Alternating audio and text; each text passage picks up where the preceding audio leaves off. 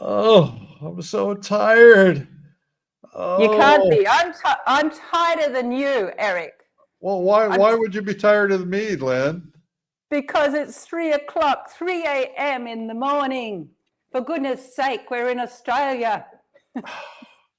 I knew there was a reason I was tired. I guess I'm not tired. It's noon here, and it's No. time for Art School Live, and our guest today is Lyn Diefenbach, an amazing pastel artist. And what are you going to teach us today, Lyn?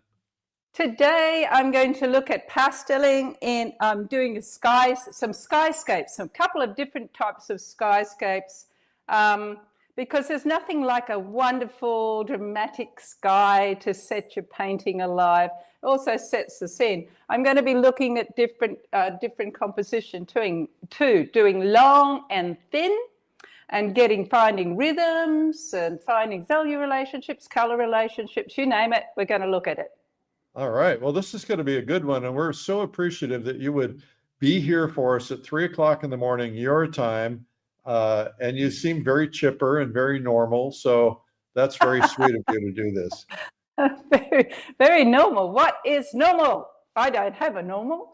Yeah, well, that's probably a very good Anyway. point. Okay, well, I think let's get this show started. It's Art School Live with Eric Rose. Our guest today is Lyn Diefenbach, and she is getting her camera ready, and she is going to be showing you how to paint clouds. So this has been a big cloud period of time. We've done a lot of clouds, and everybody approaches it differently. And if by the time you've finished watching today, you will have learned how to do clouds in watercolor, clouds in oil, clouds in pastel. And this is kind of like, I guess we should say it was kind of cloud week, except part of it was last week. But today is going to be really terrific. We are here every weekday at 12 noon, and we've been here since COVID. So we're just loving this. Lyn Diefenbach is an amazing painter. Let's show you some of her work right now. It is incredible. Look at that. Look at that. That's just amazing to me. Ooh la la. I like it. Now that's amazing. That just blows me away. I'd love to learn how to do that. Okay, well, this is going to be really terrific. Lyn, are you all ready for us? Yep, all ready for you, Eric. Yep. Okay, well, take it away. Take it away. Yep, thank you. And it's lovely to be here. I've got my, you can't probably see much. I've got a little bit of a scribble and a squiggle. My subject today is of my local beach where I walk every morning. And I'm doing it in a long, thin format. I've really got into long, skinny things or long, skinny things this way. And I think it lends itself very much to the rhythm of these clouds anyway. So I'm going to I'm working on Lux archival paper. I've got one other sheet in behind just to give a little bit more padding. I've taped it all down so I have a nice clean finish. Is it a sanded paper? It's a heavily sanded paper. Okay. The reason I've chosen that is that it allows me to, it takes a lot of pastel for one thing, but it also allows me to do a bit of blending and tweaking, and it works very well. So what I'm looking at today is, first thing I've got to consider is the direction of the light. The light is coming from the right. It's the afternoon, and since I'm the East Coast, it's setting in the west, so it's hitting the right-hand side of the clouds.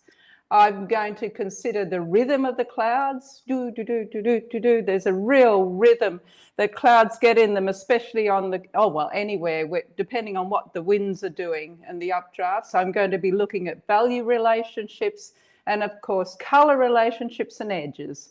Now, in general, a sky will be darker at the top and more like the French ultra types of color.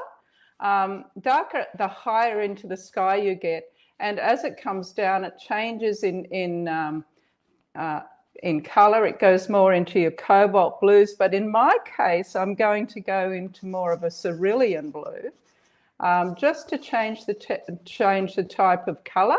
But it's about the same value right there, isn't it? It's about the same value, but it's just a slight change. just to get in these colors that are typical of my coastline. Then I'm going to go slightly lighter. No, I'm not. I'm going to keep going with that because it goes down quite a way. I might even bring the blue down a bit further on top of that, just taking it down a little bit further. Then I will go into more of a, oh, that's a bit bright. That's a bit green. I won't go that far yet. So what are you putting on top of that? I'm putting some cerulean blue. Okay. I went too green there, but I'm putting in a lighter cerulean blue. So you can just cover it up if you don't like it. I can. I could then just brush it out, brush the clouds out too. I can do anything with pastel. You're very confident. Yeah. A little cocky, actually. Well, you got to sort of pretend that you are, you know, if nothing else. Not cocky, but confident. I'm going down in below the clouds here, at the base of the sky. I can put some of that amongst there as well to start traveling in around about there. Tell us about light at the horizon. What do you have a particular way you try to handle that, or look, sometimes I put in a yellow or an apricot kind of color down there. We here have a lot of yellow in the base of the sky, and there is a bit of dust that happens down there. But I tend to go from a deep ultramarine to some sort of, in this case it's cerulean, but you could go to cobalt, then to cerulean, a light cerulean. But this is such a dramatic sky that I'm keeping it fairly upbeat, you know, so that I can get the lovely lights happening through the clouds. Upbeat meaning not a lot of dark, gloomy clouds? No, these aren't the clouds. This is the sky. No, I'm saying you said keeping it upbeat. What does upbeat mean? Upbeat meaning quite strong. It's quite a powerful blue sky in this case. Now I can go and I'm going to go and get a piece of paper towel so that I've got it in my left hand to keep my right hand clean. And I'm going to just get the side of my hand and take it through all the way down. Doesn't that hurt your hand with all that sanded paper? No, because I'm not pressing too. You have no skin left. I'm not pressing too heavily. And it's just at the side of my hand, and I'm not touching too hard where there are no clouds. And you're wiping your hand off in between each time. Yeah, giving it a good clean. All right, so now I've got a basis. I can also, for setting the scene, I can get a brush and just take back some of the sky to start establishing the softness of the edges of the clouds. Your colors are so pretty. Yeah, they're lovely colors, aren't they? Well, that's the sort of skies we often get here. It's quite strong cerulean around here. So this is just giving me these little soft edges, and I can actually use that as part of the end composition. So, because of course I'm pretending I'm working on plein air, and I've got to get this down. You know, you've got 10 seconds before it changes, basically. What kind of hair on the brush? It's a very soft brush, and it's just a little angle Taclon brush, but very soft. And because you don't want to damage the paper, so I'm not going to go putting too much, you know, a bristle brush. You guys are digging this. Make sure you pass it on, share it, give a like, a heart, or a comment. We would love that. Indeed. Some encouragement's good. Some encouragement. Okay, so now, Lynn in the comments says, don't use expensive brushes. I assume because that would wear them down, all that sanded paper. oh, this isn't, this isn't an expensive brush, but I've had that for a very long time. Okay. And it will eventually. I'm not scrubbing with it, so it's not Okay. like it's you know, being brutalized. Right. I'm not scrubbing with it, so I can get away with that. Now, should I put some warmth in there? No, I won't. I'll just think about that for a minute. Do you talk to yourself a lot? In my head, I do. I'm just letting my thoughts out of my mouth. I talk out loud when I paint as if I'm giving a demo. Yeah, well, I don't tend to, except thinking every so often it might get, oh, you silly thing.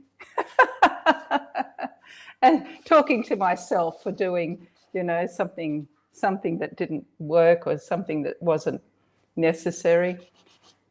So I'm going to get these lovely soft edges where the wind is pushing them away and coming in here. I'm avoiding white for as long as possible. I want to just get this next lot of mid values in. I've got my sky in place there. And you're painting this as if you were outdoors. This is the way you Yes, I'm painting this as if I was outdoors. So I wouldn't be, it's not like the bubble painting there. That's definitely not done like this. No, that probably takes a little time. It takes a little time. A more considered action, that's for sure. Now I'll get some, I'll go into this grey. Get a bit of weight in there. That's a bit too grey, so I'll come in with the blue over the grey. The beauty of pastel is that you can whack things in and then come in over the top of them with something else and push it back in. And so you end up with a nice cohesion because you can come in with the colours that you've already used and use them to sort of bind it all together, you know, have the same colour harmony following throughout. So there's a cohesiveness to your painting. There's a question that says, does it make the painting more chromatic by saving the white for the last? Yes, I believe so. But also you don't want too much white hanging around, making it slightly muddy. I want to make more of a statement with my white. It needs to float on top and then be planted into the corner. Look, I've got a dragon in there. Look at that. Whoa, dragon sitting in the sky. So I tend to leave the lightest lights to last. And basically here I come now with some lights. Nope, that's not light enough. Let's try this one. I'll get a little bit of yellow through there, not too much. So what you have to do, what you have to remember is to change your action in your application with pastel. Well, with anything, I think, we have a tendency of just doing the same stroke all the time, or the same little roundy thing or something like that. And then it becomes very, very boring and we make the same shapes. We sort of seem to have a drawer in the back of our head where we pull out a shape or an action and there it is up, you know, on your work. So I'm very conscious of just trying to make everything interesting mark making. The mark making has to be for a purpose. So here we are, we've got a nice cloud happening, soft edges in behind. The area of light is away from the very, very edge, the lightest light, because that's the highlight, it's highest or closest to the light. And so it pulls the shape forward if you keep it away from the edge. If I outlined it on the edge like that, look how it flattens it. So I don't want that. So I'll soften that off, mush it in. And then we can come in down here. I'll underlay with just that little feeling of yellowishness when you've got no other word. an ishness will do. And then through here, through there, and coming in with the light. I'm working my way down because it's going to drip. Some of the dust will drag and drip, and I don't want, no point doing it down there and then coming back and finding that your pastel's gone all over the place. There's some wonderful squiggles through the sky of this sort of very green, oops, there's a dirty old patch. Oops. Carl is asking, Lyn, what's the closest blending tool that mimics blending with your sweet spots of your fingers? I don't know. Some people use noodles, little, you know, those little, not eating noodles. Like they're the little, swimming pool noodles. No, yeah, you're a bit off that, or the packing noodles that they use in, that annoy you, you know, when it all comes out and you open your package. Yeah, but I find that a lot of them take more off than it's worth. Pastels make great cat burglars because they've worn their fingerprints off. Exactly. You know, the last time I was going through security at the airport, they said, "Oh, we haven't got very good fingerprints records. Can you do it again?" I said, "Of course, yeah, of course I'll do it." And they did my fingerprints again, and they said they're no better. That's because of, you know, having worked in pastel and also oil, you know, hands full of, with solvents and things like that. Well, that's a bit rough on your hands too. So my right hand in particular doesn't have much in the line of fingerprints, especially on my blendy finger. Okay, I'm going to just take this up slightly. Ken's awake. Yes, he's awake back there.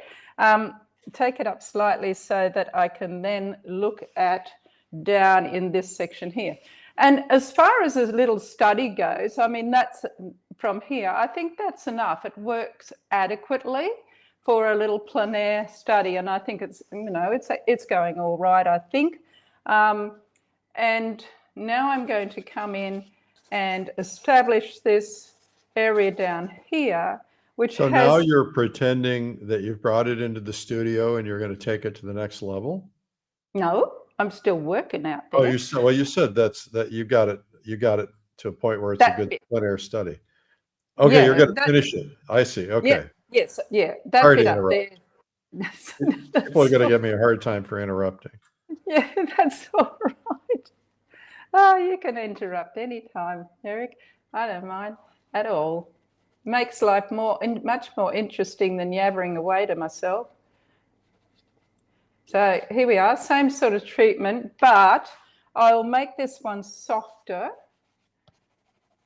and less value contrast. I want the stronger lights to be up here, there. Down here, they can be less. And so I'm not going to have so many lights. But I'm just thinking of this rhythm, this sort of bits coming this way and bits going that way, to make an interesting little study. Cheryl is asking, I'm afraid to use pastels because I have asthma. Would pastel pencils be a better option? They certainly would. They don't make the dust. There are a couple of papers coming out. I've just tried Canson Velvet. It has very little, it doesn't drop any dust, which is pretty amazing. And I'm rather enamored of it for that reason. And it also, and so that would help asthmatics. But I would think that, yeah, pastel pencils, you can do some wonderful pastel pencil paint work. I like to use pastel pencils in their own right. You know, so yes, that could be a very good answer. But this, the new velvet, Canson Velvet paper is rather delicious. Oh, it's a paper. It's a paper, yeah.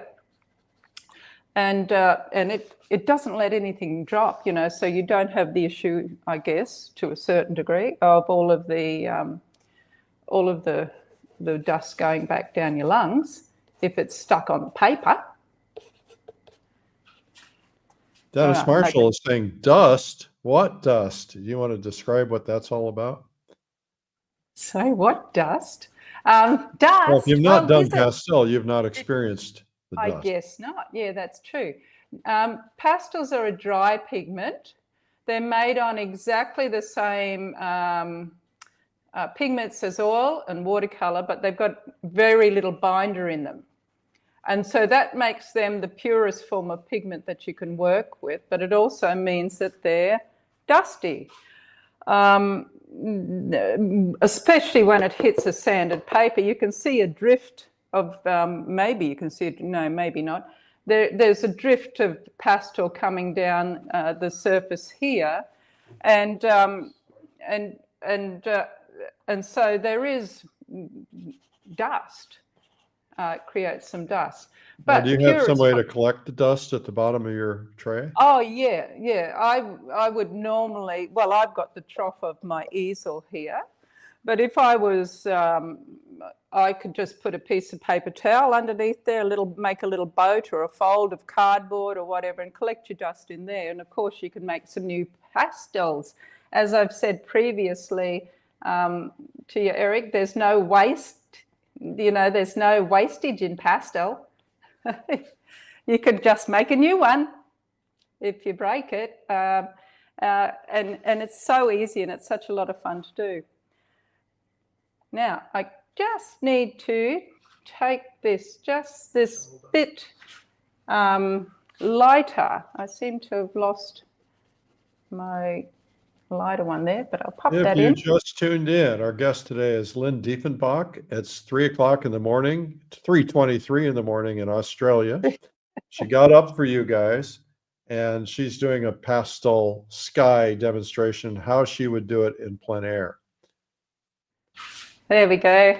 I think that's just about it. Just a few touches of light along underneath here. And of course, then as soon as you put in a little bit of landmass, so let's say this is my landmass coming along here. We got to get the mountains right, because everyone knows what this coastline looks like that lives here. So just a bit of dark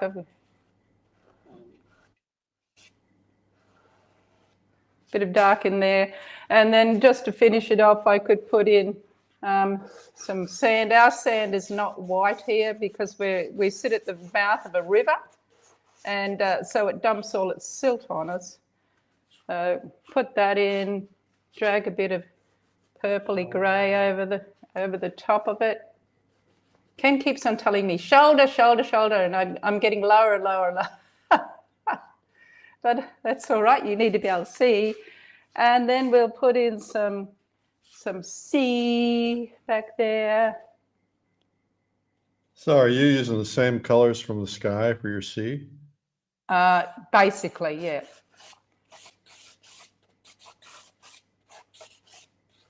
Something like that. And a little bit of light blue at the edge.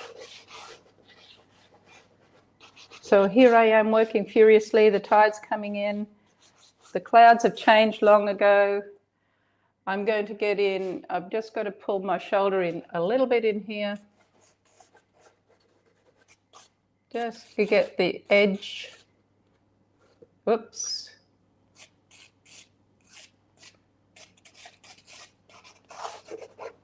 And basically, that would be enough to then go home and finish it off.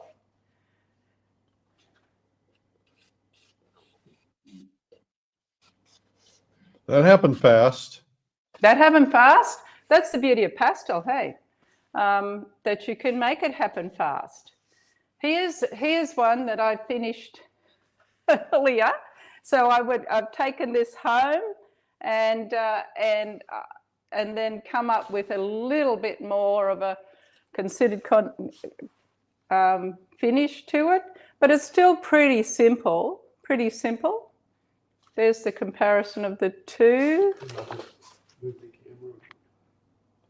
I'd need to darken down in here. That's a good idea, darkening there. See that? And settle off, obviously fill in the tooth of the paper a little bit more too. But that's a good starting point. That's for the time that I've spent sitting in the sand dunes with the sandflies biting, I've got myself a really good little study to take home and finish off, or use for a bigger. Why don't you show us some of those other paintings that you've got right there on that board? Okay, on this board. So here, yesterday afternoon, I thought I better practice. I better get some practice in and have a look at a few variety of different skies. They're all the long, skinny format. Some skinnier than others. This is because what I'm doing. Also, I tend to have long, skinny bits of pastel paper left sitting around off a big sheet, and so I use all the leftovers for my plein air studies, and also just for finished painting. I like this format. There's a kind of it just brings life in. It's like a warm hug almost. This one here. Different sort of sky, just a very blue-green sky, cerulean, but even more greeny, with the light of the cloud behind, a darker cloud down in front, and then just finish off very briefly with your landscape below. This one here, I'm going to show you this one now. This is an Outback Australia kind of look. This one was more France. This one's down at my local beach here on the east coast of Australia. And then we're going out back over beyond the black stump, Eric. Beyond the black stump. Yes, beyond the black stump. There is a black stump. There actually is a black stump. I saw it. I saw it, and for whatever reason, once you get past there, you get into the more of a desert country. So when you stay this side of the black stump if you can help it. So let's have a look at this one. This is a different arrangement of colours. I will approach it slightly differently. I'm going to do the clouds, get the clouds placed first in this one, as opposed to the original one where I did the sky first. Okay, have I got time to do another? Yeah, I'll tell you what we'll do. First off, answer a couple of questions. One is, do you sign your paintings using pastel pencils? No, I sign them with pastel. Okay. Yeah. Secondly, we lost you. I don't know why. Ken. You disappeared. There he is. Okay. We're back. All right. The second question is, how do you preserve these? They go under glass. If I and framed, of course. If I'm just keeping them for a while, or I don't want to frame them, I will just stack them up with pieces of glassine between them. So I'll have a backing board, which is, I think you guys call it gator board. Mine's foam core. Then we have a painting, glassine, painting, glassine, painting, glassine, and another foam core board on top. And just clip it together. And as long as it's not moving, it's very, very safe and secure. What are you going to do next? What am I going to do next? I'm going to go over here. Well, don't do it yet. We're going to take a break, but I want to know what you're going to do first. I'm going to do the Outback sky. Oh, the Outback sky. Okay. Beyond the black stump. Beyond the black stump. Yes. All right. We'll be right back. Get a glass of water. We'll be right back. Okay. Thank you. Our guest today is Lyn Diefenbach from Australia. She's a good friend. She's been at our home, stayed with us. She's got a couple of incredible videos that we've shot, full courses on pastel that we have available at painttube.tv. Just go to painttube.tv and look up Lyn Diefenbach. Is it back or Bach? I think it's back, but I'll find out. Back. Okay. All right. I'm sorry. And then also, we've got a couple of things coming up that you need to know about. One is coming up is Pastel Live. We have some of the world's leading pastel artists who are going to be online with us for 4 days, 3 days plus an Essentials Day in September. It's September 17 through 19 with the Essentials Day on the 16th. Some of the world's top pastel artists, and you don't want to miss this. And you can sign up at pastellive.com. Also coming up around the corner, we have our brand new Acrylic Live online conference, and it is breaking all of our records in terms of attendance. A lot of people coming to it. We're very excited about it. We have a lot of people who are adding acrylic to their repertoire. I like that word, because they're interested in either getting away from solvents, or they're want to have something that makes it easier to travel. I painted a killer acrylic painting the other day, and I'm so excited to learn how to take it to the next level by watching these people. Even Kevin McPherson, the great plein air artist who's so well known as an oil painter, is now doing acrylic, and he's going to teach us what he learned and how they're different. So got a lot of really great people who are going to be teaching on that, and that's at acryliclive.com/ASL, and that's in March.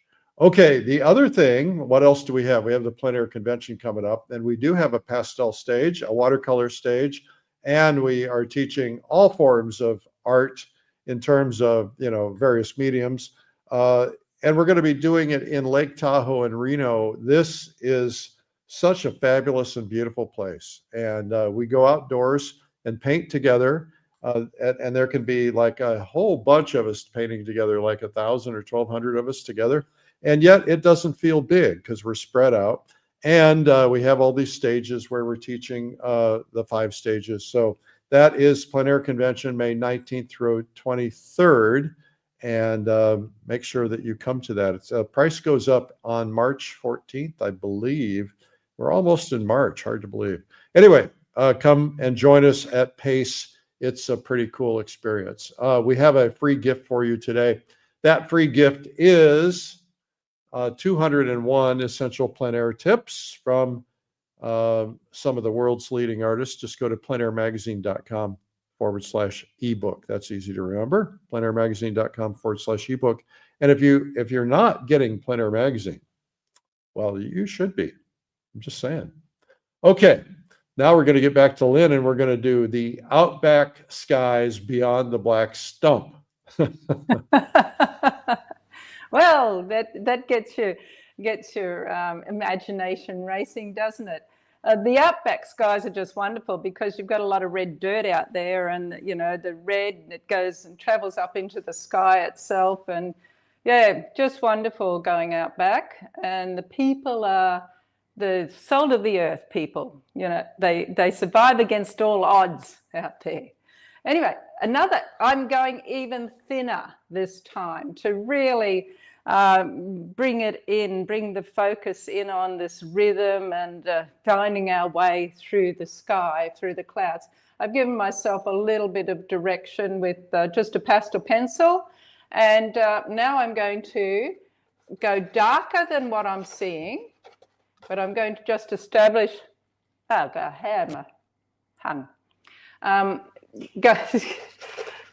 to establish the dark under weight of the cloud,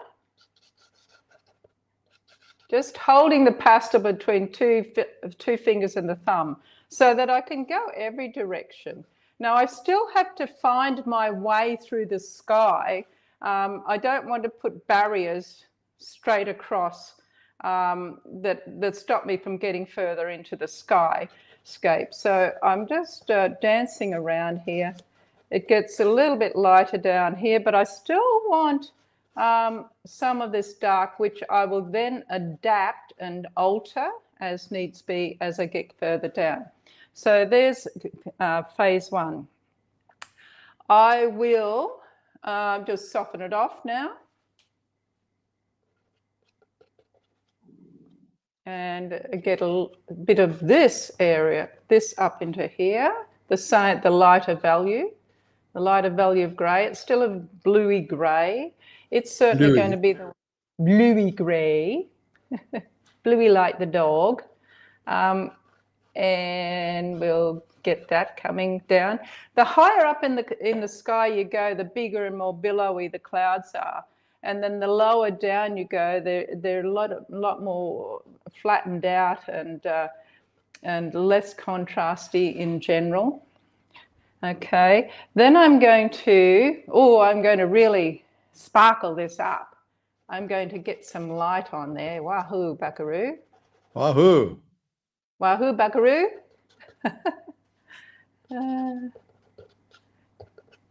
Okay, we get some of that in there. And Hey, again, Lyn, this is... people are asking if we could see your reference photo. Could you shift where's... maybe the camera a little bit to the left? There, that does it. Perfect. Can you see that? Yeah. Yeah. Haven't we got our reference photo up? Oh, it was somewhere around. I can do that. Oh, that's all. That's fine, Ken. Okay, like so. Then I'm going to change that with a lighter version, and that light version will come up into here, like so. So these are real dancey clouds, these ones. Dancing. Dancing. They're dancey clouds. And I understand you're going to be doing some dancing at the Plein Air convention. I am? Right. We're excited about that. No, I'm looking forward to that very much. Wonderful opportunity to dance. Oh, dear. Are you coming by yourself, or are you bringing Ken with you? No, unfortunately, I'll be coming by myself. Aw. It's just, well, yeah, I know. Sooner or later, Ken will get to come. But it is a little bit difficult because we have our disabled son, and it's either three of us or one of us. So they're going to actually catch up with me, because once I've been with you guys there, I'm then going up to Alaska to teach for a couple of weeks, and then into Canada. So Ken and Carl are going to meet me in Seattle. I'm just putting this in down the landscape in like that. So you're really doing this one opposite. You're saving. I am doing it last. Yeah, I'm doing it in the opposite way. I might even put it. Here comes our trees. The suggestion of trees. So it's like underpainting, and I could liquefy that, but I like it to So what does that mean? You say you could liquefy it? Well, I could get a soft brush, my angle brush or a flat brush, and I can get some 𝗄𝗶𝗁𝗀 or isocol rubbing alcohol or ethanol or any of those oils, and put my brush in it and liquefy the pastel. Because after all, it is the basis of oil painting without oil. So I can liquefy that and just set it all in place before starting. And then, but the beauty of it is that it is still mobile to a certain degree. Once it dries, it's not as much loose dust as that. But it will still inherit from one color to the next. All right. So I want you to do it, just since you brought it up. Just go grab some, and do you have some handy? You can do it. I'm doing a spin here. You're going in circles. I'm going in circles. I know. I'm sorry to do that to you, but I have to. My audience deserves the best of you. I'm just trying to find where my bottle is. So you guys, while Lyn's trying to find it, our guest today is Lyn Diefenbach. She's doing a second painting for us. It's in pastel, or pastel as she says. In Australia, it's 3 o'clock in the morning, and pastel 3:40 in the morning there. And it's 12:40 Eastern time today, and we're here every weekday at 12 noon. On Mondays, we do Marketing Mondays. Tuesday, Wednesday, Thursday, we have lessons from artists, and Fridays we do Feedback Friday, where you can send in your paintings for critique. Okay, I think she's back. Are you back? I'm back. Okay. So right. I've got a cup. That's all I could find. because I had to shift the studio around all over the place, you know, to set up here for tonight. I'm going to liquefy the bottom. I don't want to do it up there. Okay. But just to show you. So I've got my, it's stinky stuff. Pure ethanol, that's the only thing that I use for killing mold. That's all I could find. Here we are, look. And you get nice dribbles too. And you can actually, it's like oil painting, because I'm an oil painter with ethanol, I mean, you're going to get high. Oh, I know.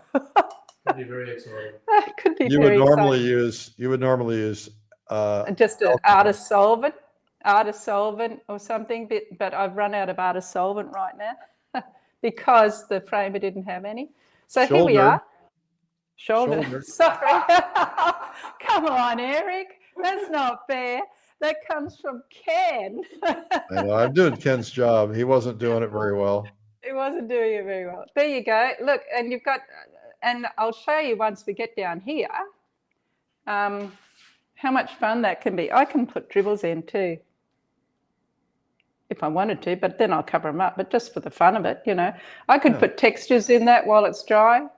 I don't recommend you put a match to that, because that. I don't think so. I don't think so. Either way, on this program, we're very anti anything that is unhealthy. Well, yes, I'm pretty anti anything that's unhealthy, but it's the only thing I could find at the time. It sits there because we're tropical here. Mold can be an issue with paper products because the mold spores in the air 100% of the time, and it only needs 80% humidity to bloom, or 70% humidity to bloom. So the potential for it to land on your work sometime during your painting process, and you don't know about it, of course, is very real. And so what I do, once I finish a piece of work, I take it outside, and this is the archival process that I was given by the museums and so on, and all the people in the know. When I've finished my piece of work, I go out, I take it outside, and I cook it in the hot afternoon sun, direct sunlight on it for half an hour. And that actually kills the mold spore. Now, most people, you guys probably don't have this issue at all, but anywhere that's tropical, it certainly is an issue on paper products. So cook it in the sun for half an hour. That kills the spore. And then you take it off to the framer. I put it through a roller just to press the pastel into the paper. So it's really pushed in very well. I put it through a printing press with a bit of glassine over the top of it, so it's got even pressure. Some people use a rolling pin. Other people just place a pile of books on top. But I take it to our framer. He puts it through a roller, and then it's framed. So then it should be safe and secure forever. Nice. All right. There you go. We've had ethanol. Are you going to bring paintings to the plein air convention so you have them for sale? Yes. Oh, good. I'm going to try. I'll try. Yeah, well, just bring some small ones. Yes, I'll bring some small ones. I'm going to be involved in I've got a couple of international exhibitions that I'm involved in this year. I've got to have 10 for Taiwan, and another 6 for France, and so I've got a lot of painting to do, but yeah. Oh, you have the best work ethic of any artist I know. You are so busy. I am so busy. Well, that's where we started off, wasn't it? Talking about throwing up. Lyn, where in Canada are you going to be? Someone wants to know. Canada, I'm going to be in Vancouver. All right. We'll put Lyn's website so you can find out about all these goodies. Yeah, workshop in Vancouver. They should be all on the web. Oh, is that on the website? Vancouver's coming today. Oh, Ken says it's coming.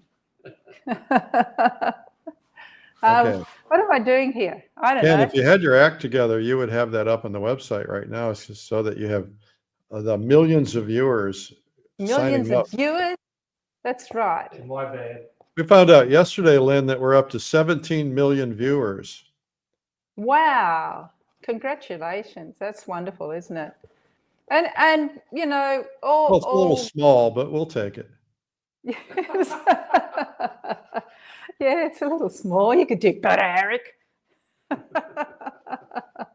I set a goal of hitting 1 million and we hit 17. I guess I overperformed.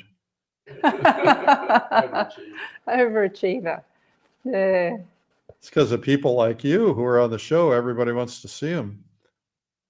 I think it's just that you've given of yourself and you know, and we've just jumped on the bandwagon and enjoyed the fact that here's someone who's setting all of this up for us, you know, and it's our great privilege to be a part of your success.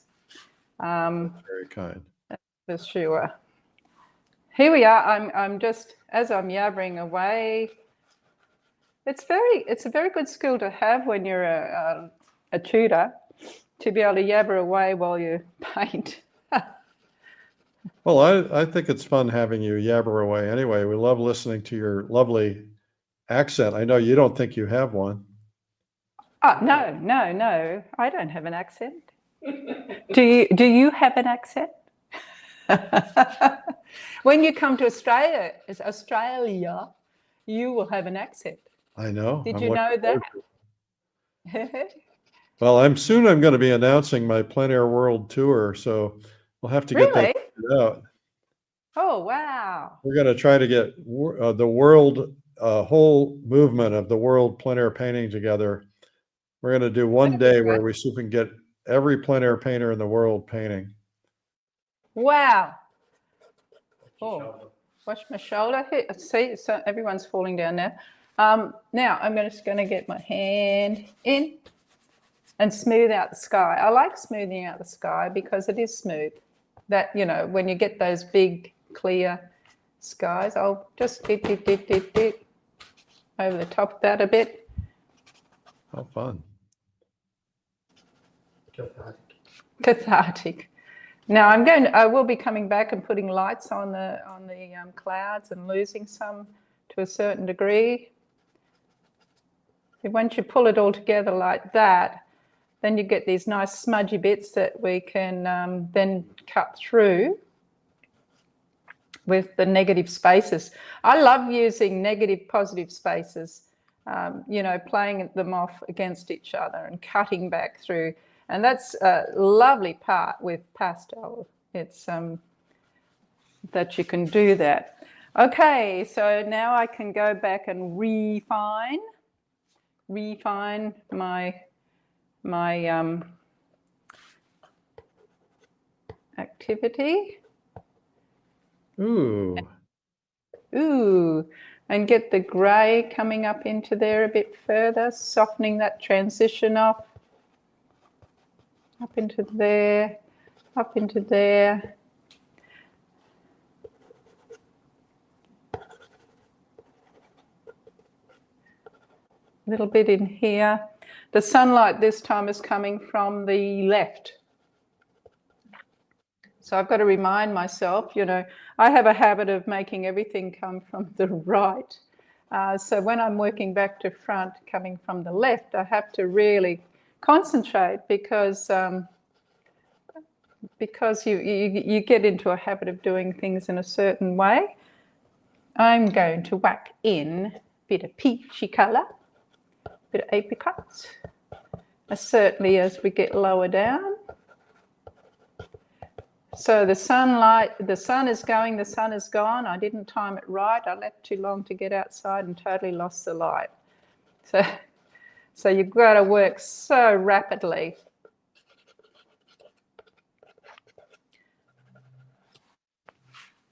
Now I can go back and cut little windows through. Cut it up a bit.